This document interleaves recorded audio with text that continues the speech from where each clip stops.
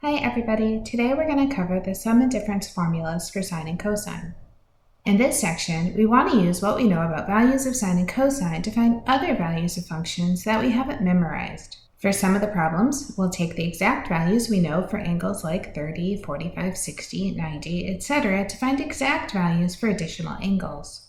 To help us out, we'll have sum and difference formulas for both sine and cosine. We'll start by looking at cosine. When we have cosine of alpha plus beta, we can also write that as the cosine of alpha times the cosine of beta minus the sine of alpha times the sine of beta. When we have cosine of alpha minus beta, we have cosine alpha times cosine beta plus sine alpha times sine beta. Hopefully you see that these two formulas are very similar. When I have alpha plus beta, I subtract. When I have alpha minus beta, I add. Let's give that a try by finding the exact value of the cosine of 75. When we look at 30, 45, 60, and 90, we can see that 75 is equal to 30 plus 45. So we'll take our formula of cosine of alpha plus beta and we'll substitute 30 and 45 into the equation. That says cosine of 30 plus 45 is cosine of 30 times cosine of 45 minus sine of 30 times sine of 45. We know that cosine of 30 is the square root of 3 over 2. Cosine of 45 is the square root of 2 over 2. Then we subtract the sine of 30, which is 1/2, times the sine of 45, which is the square root of 2 over 2. We can simplify that a little bit. Square root of 3 times the square root of 2 gives us the square root of 6. 2 times 2 gives us 4. Then minus 1 times the square root of 2 is the square root of 2, and 2 times 2 again is 4. Since we have a common denominator, we can put our numerators together. Now we have the square root of 6 minus the square root of 2, all divided by 4. Let's look at the cosine of 75 again, but this time let's do it as a difference. We'll bring back our angles 35, 45, 60, and 90, but we need to add one more, which would be 120 degrees. That way, if we subtract 45 from 120, we'll get 75. Bringing back our formula for cosine of alpha minus beta, we can see that we need the cosine of 120 times the cosine of 45 plus the sine of 120 times the sine of 45. As a reminder, the cosine of 120 is in the second quadrant. Cosine is negative in quadrant 2, sine is positive. We want to keep that in mind as we put in our values. It might also help to think that our reference angle is 60 degrees. So the cosine of 60 degrees is 1/2, but because we're in the second quadrant, we're going to have a negative 1/2. Cosine of 45 is still the square root of 2 over 2. Now we're going to add the sine of 120. That'll be just like the sine of 60, which is the square root of 3 over 2, and sine of 45 is still square root of 2 over 2. Multiplying negative 1/2 times the square root of 2 over 2 gives me square root of 2 over 4. Multiplying the square root of 3 over 2 times the square root of 2 over 2 gives me the square root of 6 over 4. Just like last time, we have a common denominator of 4. We can add negative square root of 2 to a positive square root of 6, which is the same as the square root of 6 minus the square root of 2 over 4. Let's take a look at the sum and difference formulas for sine function. Sine of alpha plus beta will be sine alpha cosine beta plus cosine alpha sine beta. Sine of alpha minus beta will be sine alpha cosine beta minus cosine alpha sine beta. As a first example, let's find the exact value of the sine of 135 degrees. Bringing back the 30, 45, 60, and 90, we can see that we can add 45 and 90 to get 135. Writing the sine of 135 as the sine of 45 plus 90, we have the sine of 45 times the cosine of 90 plus the cosine of 45 times the sine of 90. We just said that the sine of 45 is the square root of 2 over 2, then the cosine of 90 is 0. We'll add to that the cosine of 45, which is the square root of 2 over 2, times the sine of 90, that's 1. Square root of 2 over 2 times 0 goes away. Square root of 2 over 2 times 1 gives us the final answer of the square root of 2 over 2.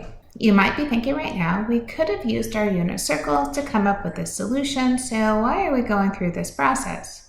My answer is we may not always have an angle that we're evaluating quite yet. Maybe we're dealing with a function or an expression that we need to expand.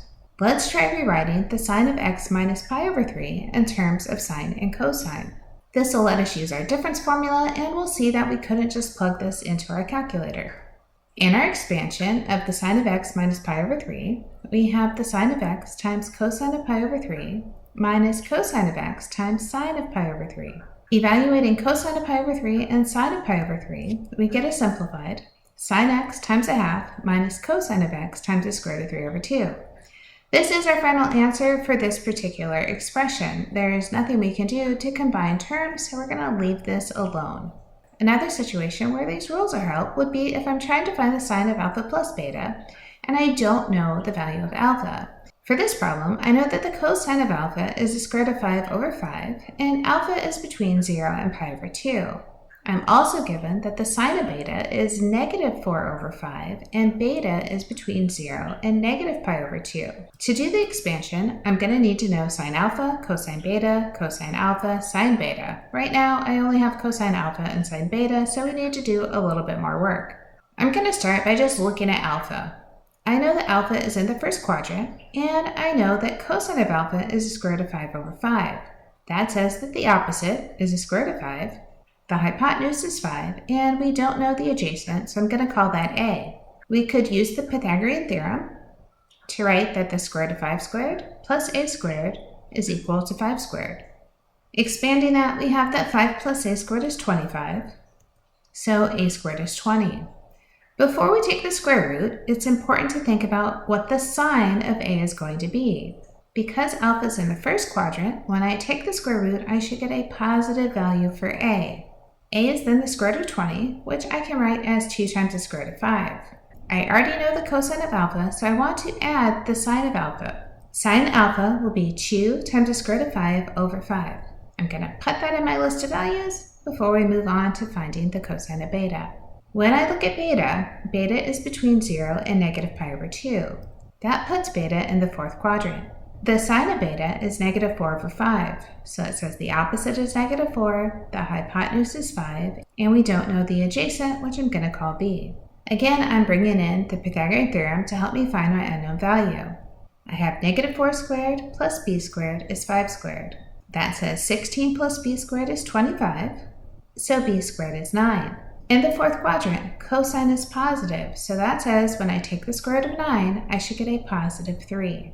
This tells me the cosine of beta is 3 over 5. Again, we're going to add that to our list of values, and now we're ready to do our expansion of sine alpha plus beta. Sine alpha is 2 square root of 5 over 5. We multiply that by the cosine of beta, which is 3/5. Now we add the cosine of alpha, which is the square root of 5 over 5, and we multiply that by the sine of beta, which is negative 4 over 5. When I multiply 2 square root of 5 over 5 times 3 over 5, I get 6 square root of 5 over 25. Then the square root of 5 over 5 times negative 4/5 gives me negative 4 square root of 5 over 25.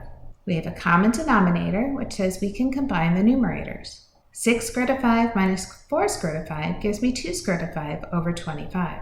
Let's try that one more time. This time I'm given the tan of alpha is 5 over 12. Alpha is between pi and 3 pi over 2. Sine of beta is negative 1/2, where beta is between pi and 3 pi over 2. We're going to find the cosine of alpha plus beta. To start off, I need to find sine alpha and cosine alpha. I'm placing alpha in the third quadrant because alpha is between pi and 3 pi over 2. In the third quadrant, sine and cosine are both negative. When I put in my values of 5 over 12, I need to remember to attach the correct sign. The opposite then will be a negative 5. The adjacent is going to be a negative 12. Going through the Pythagorean theorem, you'll find that the hypotenuse is 13. 5, 12, 13 is a common Pythagorean triple. Recognizing these as they come up in homework, quizzes, and assignments will make the work a lot shorter. Now that I have my three sides, I can see that the sine of alpha is negative 5 over 13, and the cosine of alpha is negative 12 over 13. Now let's take a look at beta. Beta is also in the third quadrant. Sine of beta is negative 1/2. That says the opposite is negative 1, and the hypotenuse is 2. Remember, the hypotenuse is always thought of as a positive value. The opposite and the adjacent could be positive or negative, just depending upon the quadrant that we're in. This time, I don't know the adjacent, I'm just going to call it b so that we have something to put into our Pythagorean theorem. Using the Pythagorean theorem, I have negative 1 squared plus b squared is equal to 2 squared. That gives me 1 plus b squared is 4, which has b squared is 3. Because we're in the third quadrant, we know b is a negative number. When I take the square root of 3, I need to write that b is negative the square root of 3. Since I already know the sine of beta, I only need to find the cosine of beta for this angle. Cosine of beta will be negative square root of 3 over 2. Now that we have our 4 values, we're ready to find the cosine of alpha plus beta. Cosine of alpha plus beta starts with cosine of alpha, which is negative 12 over 13. We multiply by the cosine of beta, which is negative square root of 3 over 2. Then we subtract the sine of alpha, which is negative 5 over 13, and we multiply by the sine of beta, which is negative 1/2. Negative 12 over 13 times negative square root of 3 over 2 becomes a positive 12 times the square root of 3 over 26. I have 3 negatives on the right side of my expression. Negative, negative, negative will stay negative. 5 times 1 gives me 5, 13 times 2 gives me 26. Combining the numerators gives me my final answer of 12 square root of 3 minus 5 all over 26. Make sure you add these 4 new equations to your formula sheet for the course.